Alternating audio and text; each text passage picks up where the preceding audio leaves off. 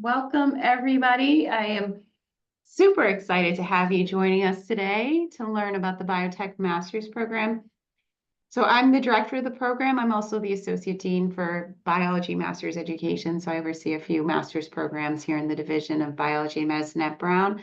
I have with me the fabulous Holly Brennan, who is a graduate recruitment counselor for the Division of Master's and Professional Programs here at Brown. Between the two of us, we hope to answer all of your questions about the biotech program and just get you super excited about this program and to understand what the benefit of this program is and why you should apply to this program in particular. Okay, so we still see a few names coming in, so welcome everyone who just joined. All right, so what I like to do to start off is tell you what this program has to offer you. So students who are interested in this program are going down three typical paths after graduation. The first one is industry. The second is graduate school, meaning PhD programs. And the third would be medical or dental or that sort of branch. And why do students do this program? To make themselves more competitive, to get a job, to get into a PhD program or to go to med school. And I'll just give you some examples. And these are three examples, but they are very much a very common story that you'll see with our students. So for example, we'll start with this student. He wanted to go into med school. He came to Brown because his application for med school wasn't quite strong enough. He was missing some research experience. He joined the lab of a renowned cancer physician who actually just had a drug get FDA approval and is going to be in the clinic soon, Dr. Wafi Eldiri, if you're curious. So this student couldn't get to med school. He joined this lab, did a master's of science with his thesis and in this cancer field. Not only did he get into med school, which is very competitive after graduation, but he got into an MD PhD program. I had another student, she wanted to go to a PhD program. She actually applied to one of our PhD programs, but she didn't have quite enough in her dossier, her resume, everything to get into our PhD program or actually any other PhD program she applied to. She joined our program, did the Master's of Science, joined a great lab during neuroscience, therapeutic research. After doing the Master's here at Brown, she got accepted into 5 PhD programs. Really incredible. But once again, I had another student, went to a great school up in Massachusetts. She was studying neuroscience as well. While she was graduating, she applied to both jobs and to this master's program. She could not find a job. Nowadays, the job market is even tougher than it's been in a very long time. But she did the Master's of Science here at Brown. She did a co-op and a master's thesis. After graduation, she got 9 job offers. This was when the market was a bit better. But her starting salary was around $90,000, which didn't include bonuses or relocation. And students say it all the time. They wish that everything they had during this master's program they had earlier, because this master program really sets you up for success, whether it's getting into a PhD program, which is becoming even more competitive, getting a job, which is super competitive, or med school, which has always been competitive. And here you have a quote from one of these, another student just emailing us and telling us what this program has done for them. Okay, so what are the degrees we offer? We have 2 main degrees, a Master's of Science and a Master's of Arts. Domestic students can do either of these degrees part-time. And then within the Master's of Science and Master's of Arts, we have a science track, which the coursework focuses on the science behind biotech. And then we have the management track, which focuses more on the business behind biotech. Okay, just a bit about our program. We are a large program. You can see the size this year. Most of our students are doing the Master of Science, which I will tell you about, which is, I think, the best option for most students. But I'm happy to talk with individuals about what makes most sense for them.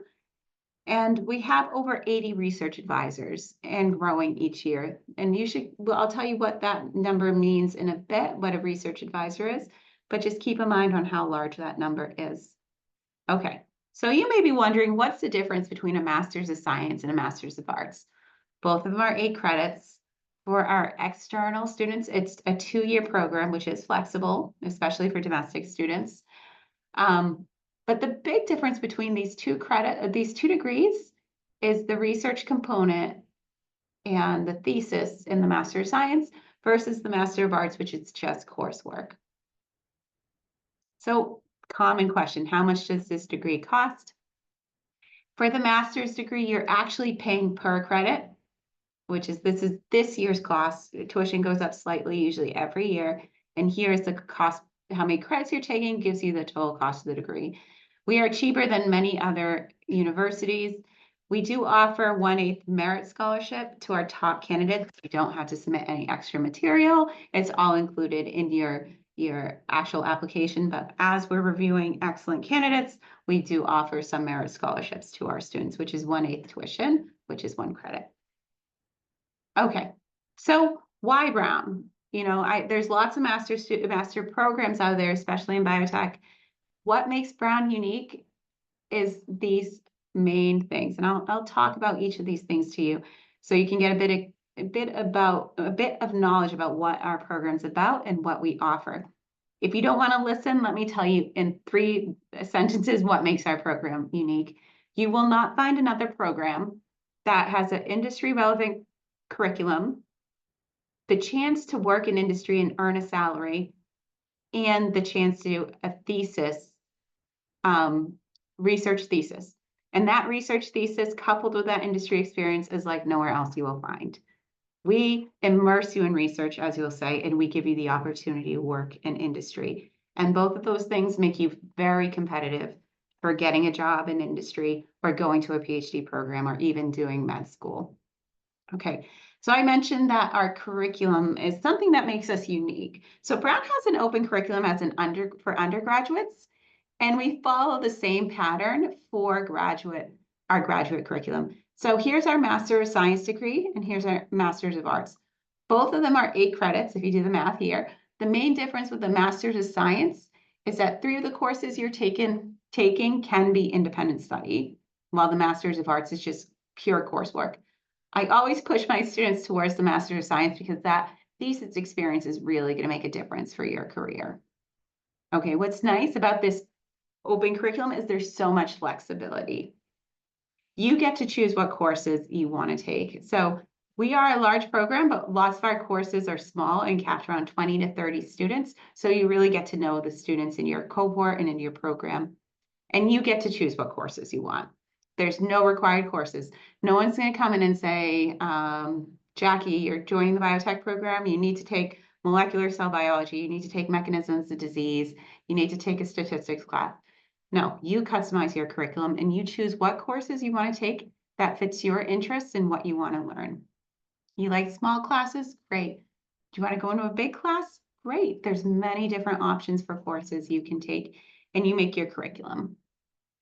I'm just here listing some of the courses we offer in the program, and this is not the complete list. These are courses you can take as part of the biotech curriculum, but in addition, you can take courses outside of our biology courses. You can take courses in neuroscience if there's something in public health that has relevance to you, or applied math. Absolutely, I have students doing this all the time. And I really want to impress on you the diversity of the classes. From advanced biochemistry to biotech IP, to drug and gene delivery, RNA therapeutics, polymer science, development of vaccines, aging, stem cell engineering. There's so many different types of classes, and you get to choose the classes that are exciting to you, that you're going to learn what you want to learn. What is really nice is we have something at Brown called shopping period. Most places just call it add drop period, but we take it really as shopping. Our students are going around to different classes to try to figure out which classes they actually want to take. And then they select the 2 classes per semester that are of most interest to them. So it's a really great experience for the students to get to figure out exactly what they want to learn and who they want to learn it from. The absolute best course we offer is our experiential learning and industry course. This is our co-op course. And what this is, it's not a typical course. You're actually just working in industry full time for 6 months and earning a salary. The salaries typically range between, this is a little bit outdated, probably $28 to $45 per hour, depending on where you're working in the company. They're the ones who set the salary. But you can make a lot of money, which is always great for a master's. But more importantly, this is what's going to help you get a job after you graduate. The biotech industry is looking for people with experience. More and more, when you speak to those who are hiring, who've worked within biotech, they want somebody with a master's, and if they have an experience, even better. Our partners at Pfizer almost mostly hire master's level.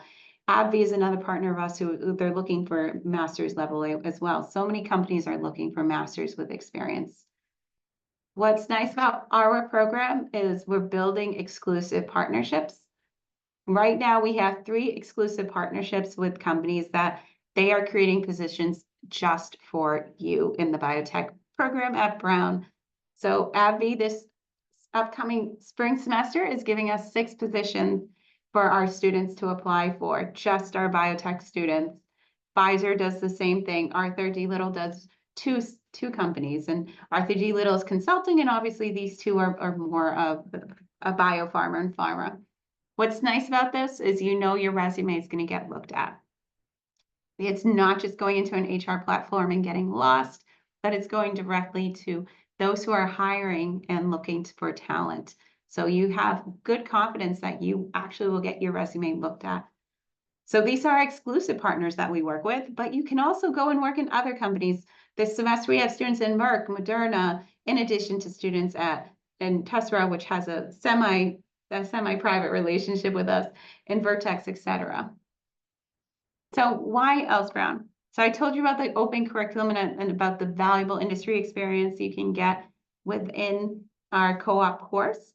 But a huge difference you'll find at Brown is this research focus. So what you'll notice about this program is it's 8 credits over 2 years. And especially in the Master of Science, only 5 of those have to be structured courses. The rest can be research credit. Some students hear this, that they're only taking 1, 2, or classes a semester, and they can feel like a little scared. How hard are these classes? And the answer is they're not hard. They're no harder than an undergrad class. Sometimes they could be even easier. They're more discussion-based. But why is there such a light course requirement within the program? Because we want you to immerse yourself in research. We want you to do an independent project so you become a skilled scientist that has not only technical skills, but critical thinking skills, presenting skills, all those things that will be necessary for you to get a job or go into a PhD program, etc. So our students have a lot of time for research. And as a result, our students publish. Lots of the times you can see the numbers we have for this area. We need to update these numbers to collect more recent data. We're a bit behind on collecting data, but it's a similar trend I've seen year to year to year. We have about 127 SEM students in this period and 128 publications, and that number goes up. Because our students have so much time to dedicate to research, they are actually able to make a major impact on their research team, and it results in publications.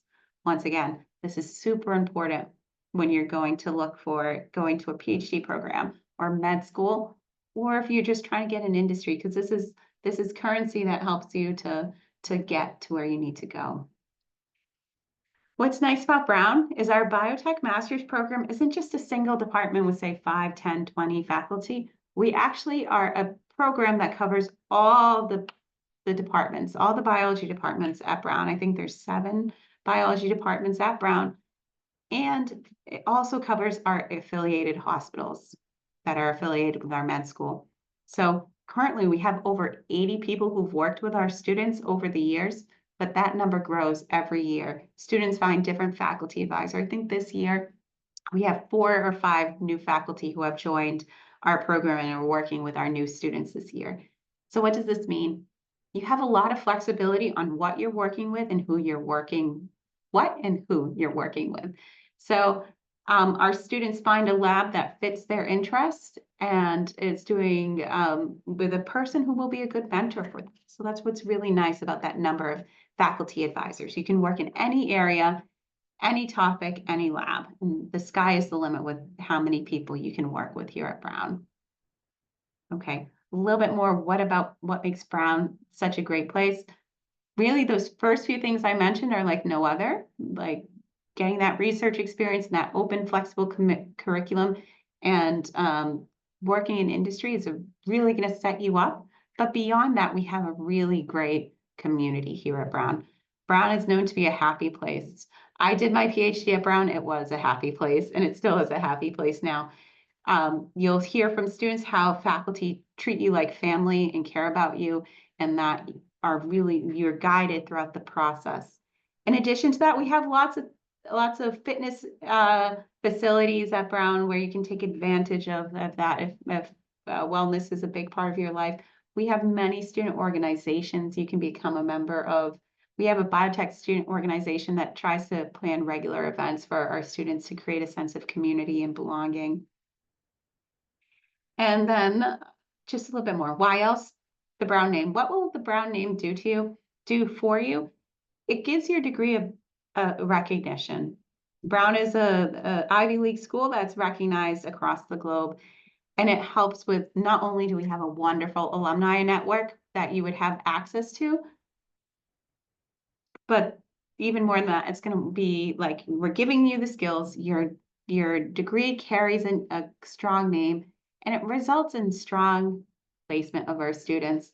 This is our student placement from 2019 to 2024. This is 157 students. You can see a good variety is going to industry and PhD programs. These two are our MD degrees. Some are continuing in academic research. Some are going into business and consulting. And this tiny slice here, 2.5% are unemployed or not track students. So that's a very small number of students out of 157 if you do the math there. 2 students or so, I don't know, my mental math isn't great. But and those are just unemployed or not tracked. Sometimes we just can't get students to respond to us anymore in emails about where they're at. But we really have strong placement. And it's a result of not only, like I said, the curriculum, but it's also the weight your degree carries. And in addition, we have our own Associate Director of Industry Outreach who's working one-on-one with all of our students he worked in the biotech industry for many years, and he's helping our students with placement and co-ops. Okay, lastly, I'll just tell you a bit about the location for those of you who are not familiar with Providence. It's a small city that the actual campus is mostly in the residential area of the city. It doesn't feel like you're in the city, but then you go down a hill, which is College Hill, and you enter into the regular part of the city. There's a lot of restaurants, great music scenes. We're about, an hour from Boston by train, 4.5 hours to New York City. Beaches in the south, mountains up in New Hampshire, and a little bit in Massachusetts in the north. And it's a really great area. Holly, do you want to take up from here? Should we answer questions? I think you should go through. What do you think? Yeah. Yeah, I'm going to pause for a second and answer some questions. There's some that are great, I think, for the group at this time. Yeah. Ryan says, hello, for someone coming from a physics background with some coursework in biology, are there any prereqs that they would need to take in order to be a more competitive applicant, or are there no specific prereqs? There's no specific prereqs. We do accept students from both physical and life sciences, especially if you have, Ryan, some biology coursework, so that you're not feeling behind or lost in the program. Awesome, thank you. And then I have another one about funding opportunities for international students, like graduate assistantships, and the process of getting those. I'm typing out answers as we're also answering them, just so it's accessible for everybody. Great. So for international students, you have, so the biggest opportunity we have for funding is the partial scholarship. Research assistantships are not generally offered to master's students at Brown. They're offered mostly to our PhD students at Brown. You can TA at Brown, and both international and domestic are open to those same opportunities. Those TA-ships are more like part-time positions where you're making about $30 an hour, a little bit more than that, and you're working about 8 hours per week. on a excuse me, on a TA position. Those are not something you apply for when you join Brown. It's more like after you're part of the program, you can go in and join our HR platform called Workday and apply for positions there to TA. The co-ops are open to both international and domestic students, and that's a major way where students will make money. And you can make a really decent amount of money, even about half of your tuition amount you can make in a salary if you're doing a co-op at one of our industry partners. Thank you, Jackie. How early into the program can you start working on research? So that depends on if you're domestic or international. Everyone can start by the time they join in September of the new year, or January if you're a spring start. Let's say you're a domestic student and you want to start working, and by working, I mean you're not getting paid, but performing research in your lab the summer before, that could work as well. For international students, you would need to just speak to your our international office about that.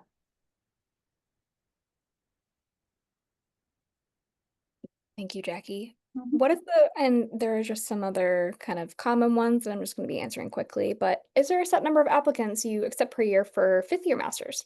No, we love fifth-year masters, especially if you've been working in a lab already, or if you're just planning on doing coursework within the program. So there's no set number of fifth years. Any qualified student, regardless of if you're coming from fifth year or the 2-year program, we're happy to review and accept you.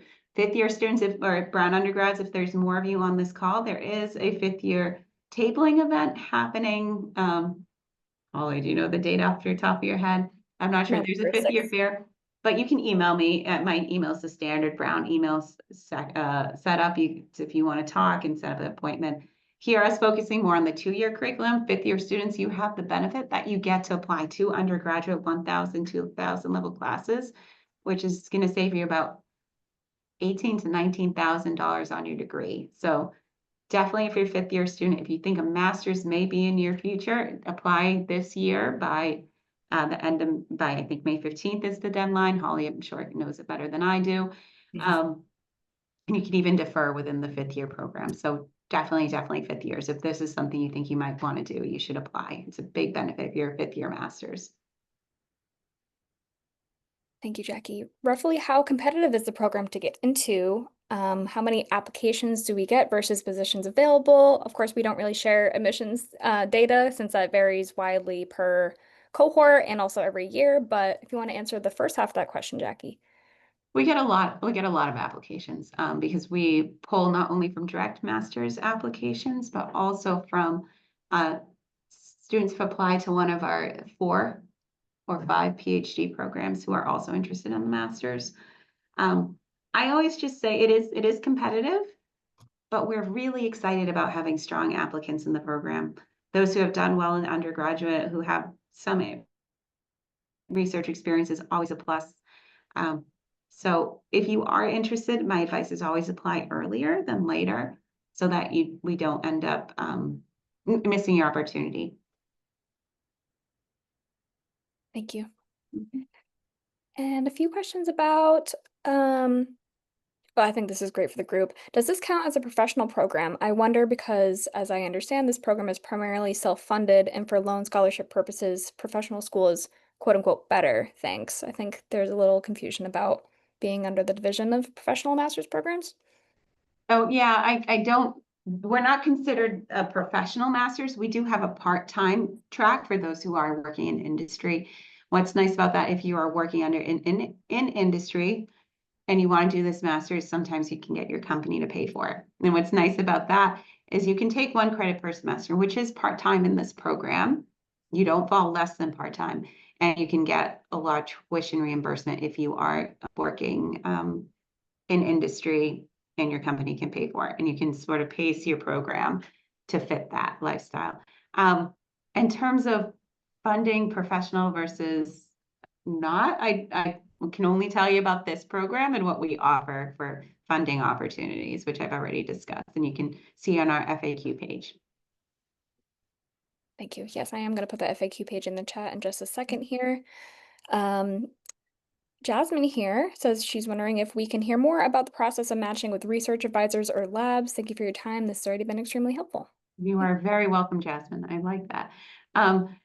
So the way the process works is we're hiring new people to help with this process to make it a bit easier for students and faculty.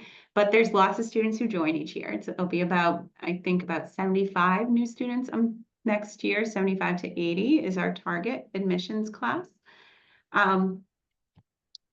We get from faculty projects, okay, where they say, I have this is what my lab's working on, this is what I would want students to know, these are the skills they would need, or sometimes they aren't looking for specific skills, they're just looking for somebody who's gonna roll up their sleeves, work hard, and try to learn. But we have those projects we share with students. We also have from students your application material, which we share with faculty. And faculty can contact you, or you can contact students, or you can contact the faculty. And it's you're the one who's meeting with the faculty, interviewing, and figuring out, is it a good fit for you? They're also figuring out, are you a good fit for them? We had 78 new students this year. All of them have found a lab. So students can feel a little bit scared about this process, but over the past 13 years I've been involved with this program, all of our students who wanted to do research have been able to find somebody to do research with, and it works out well. We are thinking about different ways to streamline the process. Maybe if you are joining our program, Jasmine, next summer, you might, or next year, over the summer, you might hear about a different process that we streamlined a bit. Time will tell. Thank you. I think that covers most of the open questions for now, but please feel free to keep submitting them and we'll keep answering. And we'll also have some time at the end to cover our bases as well. So I just want to introduce myself again. My name is Holly Brennan. I'm a graduate recruitment counselor here for the Division of Masters and Professional Programs. And I want to introduce you to this excellent support team, the Center for Master Student Excellence team, which is a really unique team that is unlike really a lot of our peer institutions, really modeled after a kind of undergraduate level of support, but it's kind of a one-stop shop of everybody who can help you from academic tutoring to needing to take leaves of absence or accommodations, or even preparing for entering into industry, preparing for interviews, and all of that nature. So want you to be familiar with this team because you'll be seeing a lot of them if you are trying to either engage in some student belonging events that Morgan Orlandi hosts, or attend some events that Komal and her team host for professional development and career services. If we want to go to the next slide, it can just give you a high-level overview of what that kind of core functions look like.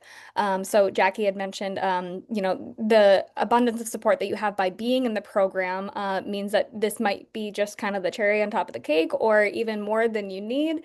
But it's a really great opportunity for you to learn that at Brown, right, as a graduate student and especially master's student, the umbrella of support really does ripple. So you have it at your department, you have it really within your program, and then you have it as wide as like every master's student. So this team, the Center for Master Student Excellence, really help you with identifying employment opportunities, exploring your career options, or connecting you with appropriate other partners, campus partners that we have, like Student Accessibility Services, our Office of International Students and Scholars, as well as connecting you with, God forbid, crisis support, emergency funding, things of that nature. But if you ever have a question about who to go to or where to go to, this is the team that you can go to first, if not your advisor. But, really unique to Brown is particularly this program. This program has the support that you're given as a master's student is really unmatched. So I've heard a lot of students not even getting to, meet with Como and her team because they've already met all their needs in the program, which is amazing. But just to let you know that there are other opportunities for master's students, depending on what you're trying to do post-graduation. And if we want to go to the next slide, we can start talking a little bit more about specific application requirements. Your typical completed application will look like having all your unofficial transcripts, English translated. We do not need the WES evaluation at this time for submitting your application, but that will be needed if you decide to enroll. Your personal statement, a copy of your CV or resume, 3 letters of recommendation, and a TOEFL or IELTS score if that pertains to you. We do have some specific deadlines for, and I've seen it in the chat, some questions about the spring or fall entries. The spring entry is kind of a short runway for international students, so that application deadline is coming up pretty quickly, and it is earlier just so to allow for all of the application processing to go in line so you can start easy breezy in January. Otherwise, the next fall deadline would be April 15th in just a few months. And the admission notification is going to be rolling. So it's not a matter of they're all decided at one time. They're really, if you submit your application, it'll be reviewed sooner and then in that cadence. So we can go a little bit more in depth on the next slide about what the application fee would be. It is waived for attendance of this session. Please use that application fee for this program. The GRE is not required, although some of our other master's programs do require it. We get this question a lot. Is the GRE, if I did really well on it, if I submit it, is that going to boost my application? It really won't. So we don't submit, don't suggest submitting it because it won't be reviewed. Your official transcripts, along with like your WES or international transcript evaluation, is only going to be required once you start classes or decide to enroll. So that's also another kind of like administrative barrier you don't have to worry about at this moment. And minimum scores for this program, you'll note that in Brown University wide, we do have a lower minimum score than this posted. With that being said, Jackie and everyone on the admissions team really wants you to be successful and to have as little barriers as possible. So this is why that score is a little bit higher. And if you don't meet that minimum, it's going to be a really strong justification to make sure that you're going to be successful in your grad program and that English language is not going to be a barrier in that. So with that being said, that's our minimums and our school code to attach to your application if you do have those scores. And those scores do need to be at least 2 years old. So if your last test was taken more than 2 years ago, it's always great to just redo it because you've probably enhanced your skills a little bit more. So those scores do need to be at least 2 years old. And can I say with that TOEFL and IELTS minimum score, it is a minimum score. If you're, I don't want you to waste, of course, you're not wasting money by applying right now because it's waived, but your application will not be reviewed further if your TOEFL or IELTS is not at that minimum score. Thank you, Jackie. And yeah, really, other than that TOEFL or IELTS minimum score, because that is, English language, don't want that to be a barrier in your success in the program. The general application is really holistically reviewed. So if we want to go to the next slide, I just go into that a little bit more, or the one just before that. Maybe after. Yes. So each application is reviewed holistically. Thank you, Jackie.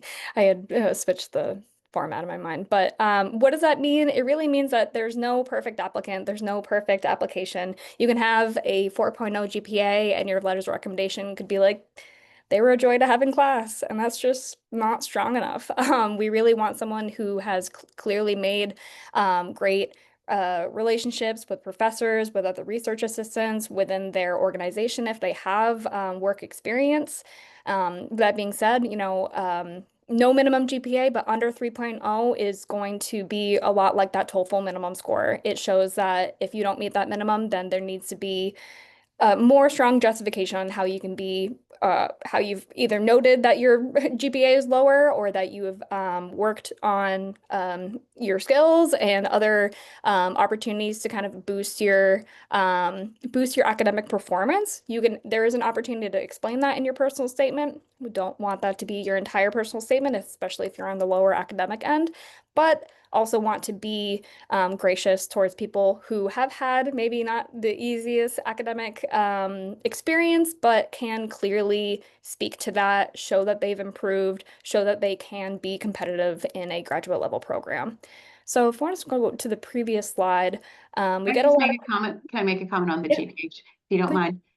we definitely have students who've been admitted with below a 3.0 GPA. This is not going to be a strict cutoff. As Holly is saying, this is part of the holistic review. Those who did get in with lower than a 3.0 GPA, we are also considering the context of what university they're coming from. Okay. You could have a 4.0 from one school and it's not even close to a 2.7 from another school in terms of how difficult that curriculum was, is there grade inflation, etc. But those with below 3.0 are usually coming from a strong school, have or have really extensive experience that shows they would be successful in this program, and their letters show that. So that's how that holistic review really goes in. Thank you. Thank you for that. Mhm.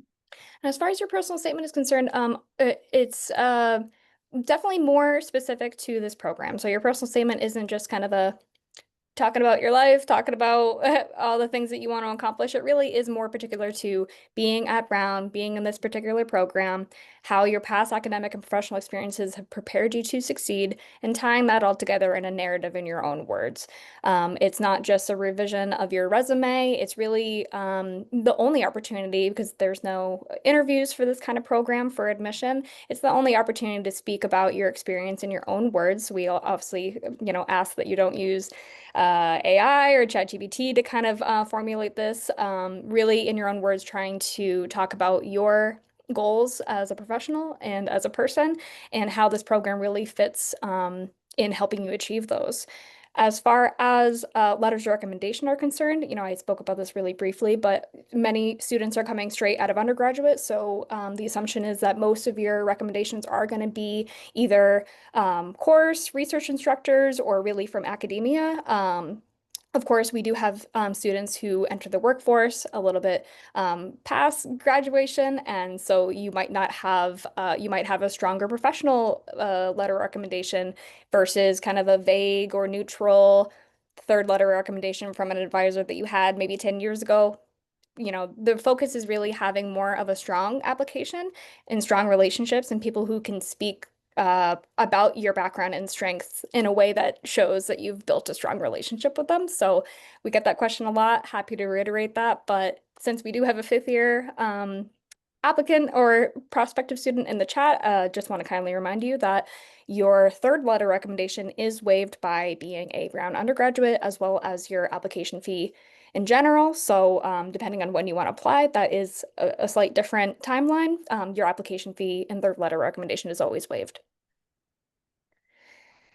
And from there, I'm going to copy this FAQ page and send it into our chat just so you can review. A lot of these questions that you're asking are actually not an FAQ because they're a little bit more specific about like matching with your advisors or research instructors. So just give me a moment there. And then we have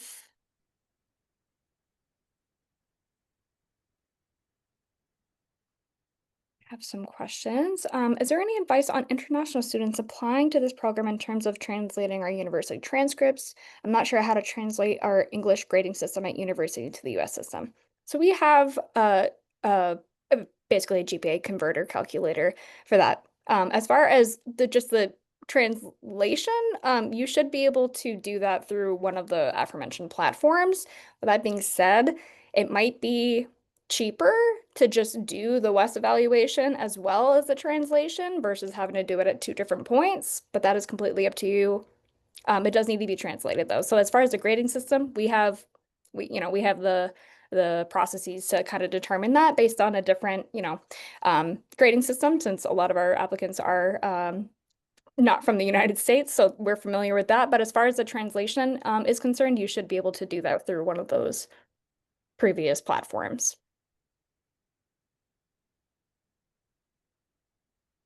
I can answer Isabella's question. Does the spring start target the same amount of admission as the fall, or is it dependent on the fall admission?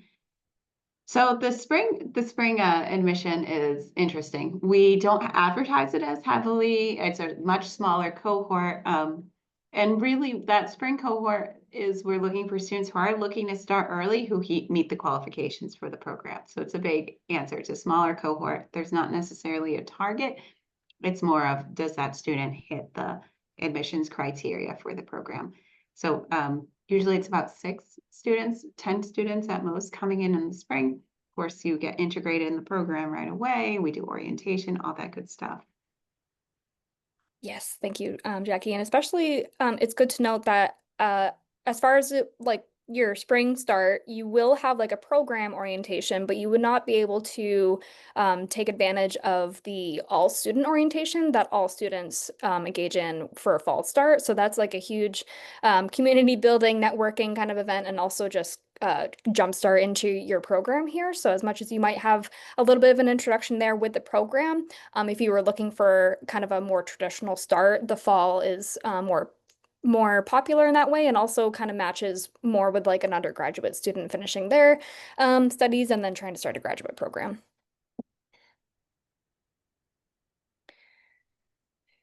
Are full-time students required to complete the degree in 2 years, or is it possible to finish earlier or extend the duration?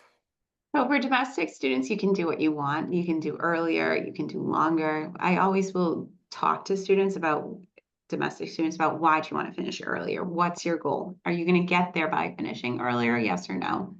And some do, some don't make that decision for domestics. International students, you really want to stick to the 2 years. It helps with STEM OPT eligibility. It helps with STEM CPT eligibility. And if you want to finish earlier, sometimes you can miss that depending on if you're transferring a visa or if it's a new visa. So there's lots of considerations with internationals, and you can't extend as an international because they really, it's always been this way that you as an international student, you can't stay beyond the completion end, and you can't go part-time except for 1 semester. Thank you. Are the English requirements different for international students who completed their undergrad degree in the United States? So yes, if you completed your undergraduate degree in the United States, that automatically waives the TOEFL for you because we know that you attended a university where English was the primary form of instruction. This is all laid out in the application, so as long as you answer truthfully and accurately, you should be just automatically waived for the TOEFL or IELTS. There is no TOEFL or IELTS waiver, meaning if you just don't qualify based on a certain country that you've come from or having not obtained a degree in the United States or from another university where English was the primary language of instruction, you're going to be required to submit the TOEFL or the IELTS. And I'm going to put that in the chat as well because that's a commonly asked question, and there is a whole website dedicated to this, so just bear with me.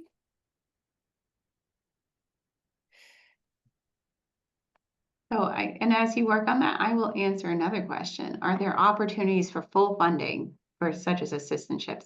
There are not. Just plain and simple. The other only opportunities we said was a partial scholarship for our top students. That's only 1/8 tuition. And there's ad hoc or like applications you can make to TA, which is like a part-time job.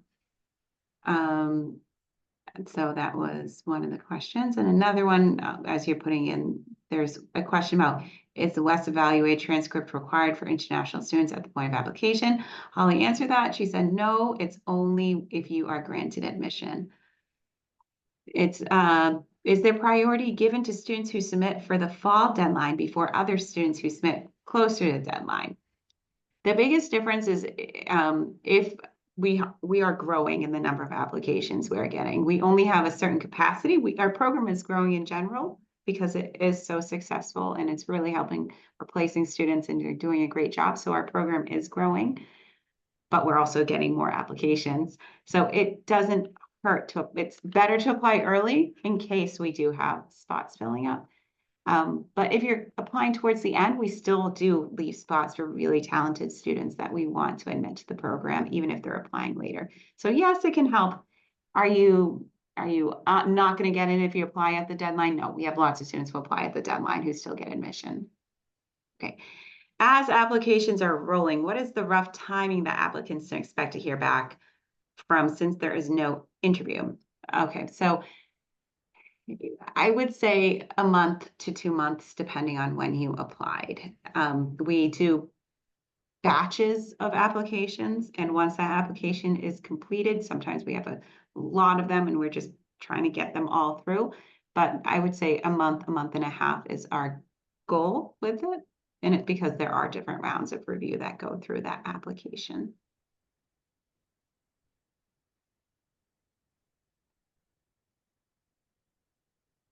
Oh, yeah, I meant to put this as a plug, so thank you for this question. If we have more questions as we are working on our applications, is there a way to reach out to someone who works in department/admissions? So that would be me and our team, our recruitment team. We do host office hours 4 days a week. We host advising appointments 4 days a week.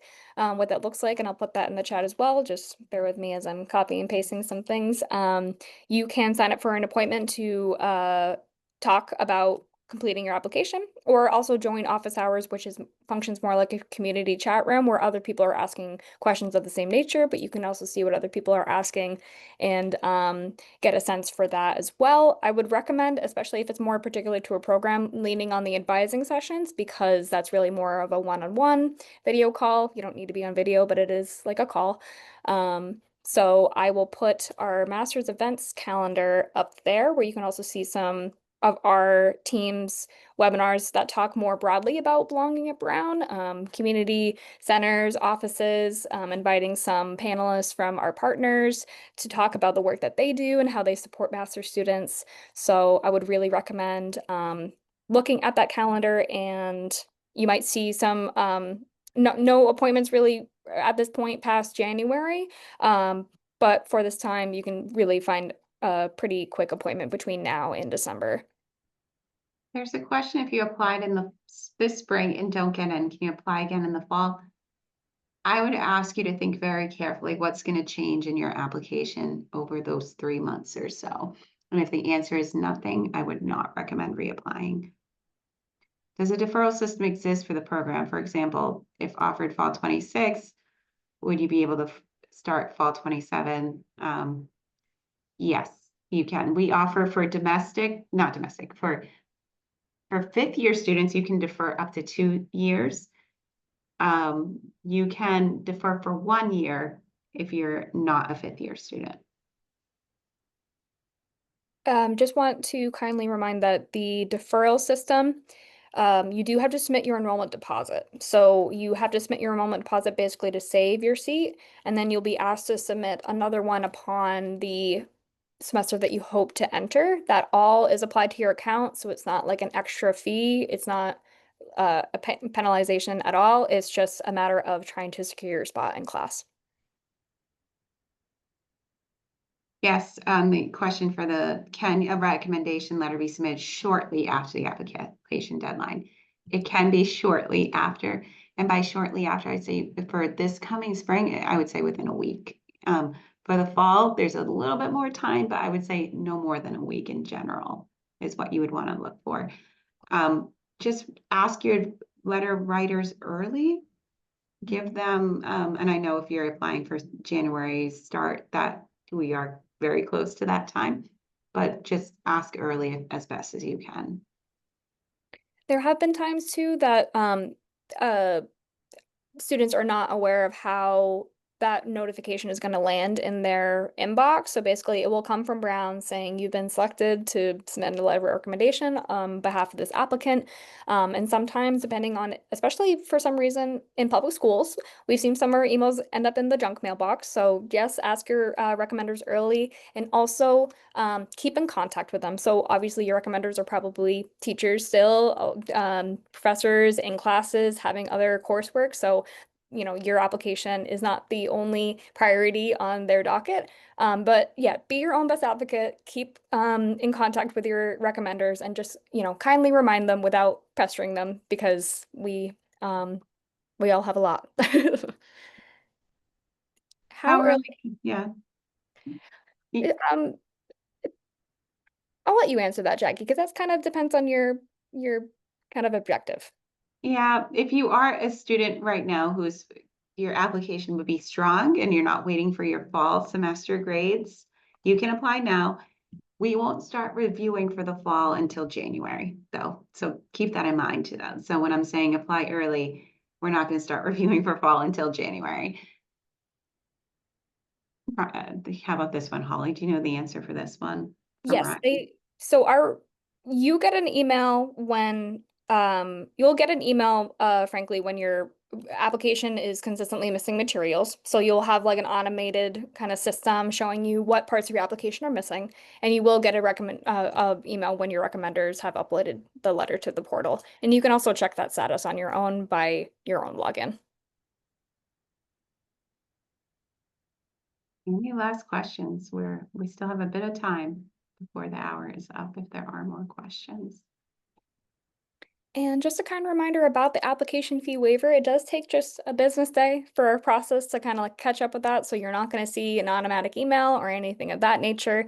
And you won't see it actually until you start an application. So once you start an application, it's tied to the email that you used in the session. If for some reason you're using a different email, that's not a problem. You can email us and our recruitment team at masters_events.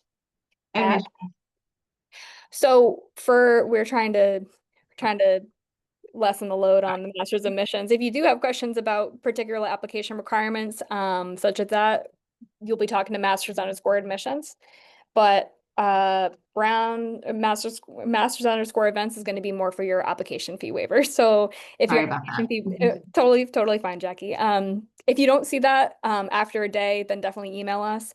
And if you want to apply to a different email, that's okay as well. But just want to kindly remind you that we are having a lot of incentives for application fee waivers. A lot of our programs are offering it, as well as our Belong at Brown series, which I'm sure many of these folks have been getting emails about. You'll only be able to get one application fee waiver per cycle. So if you're trying to apply to multiple programs or multiple cohorts, it's only going to be applicable for one application, no matter how many extra events that you attend. I see some names I recognize on the chat. Good to see some of you by name. I won't call you out, but I recognize some of you. Hope you do apply. All right.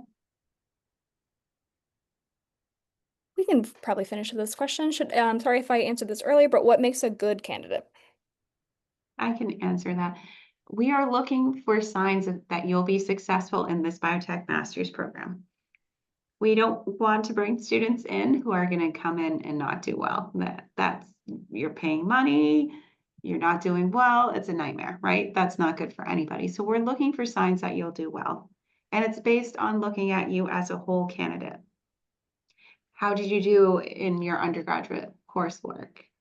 Did you do research experience in whether it's in industry, whether it's and by research experience, it could be, you worked in a biotech company and more on the business side. Maybe you worked in research and development. Maybe you worked in a lab. We're looking for signs that you will be successful. And we base that off of all the things we collect from your application. So having a strong record in all those areas is what we're looking for. And as we said, if you have a GPA below 3.0, you must have really other things that are showing that you'll be successful when you come to Brown, because we do have a strict GPA course requirement when you're in the program, and you can get dismissed if you're not hitting that requirement. So that's why that cutoff is more rigid. All right. And I'm just going to put one last link in the chat. It's just our master's program FAQ with a little bit more information about parking on campus, housing on campus, things that maybe you're not quite ready to think or talk about, but just things that might help you imagine yourself on campus and covering all your needs beyond the application. So if you have any questions, you can always email me or Jackie and also sign up for advising appointments. But you will also be getting a copy of this presentation in just a few days, so you'll receive an email when that is ready to view. Nice having you all. Best of luck with your application. I hope to have you as part of our program. Take care. Thank you, everyone. Bye.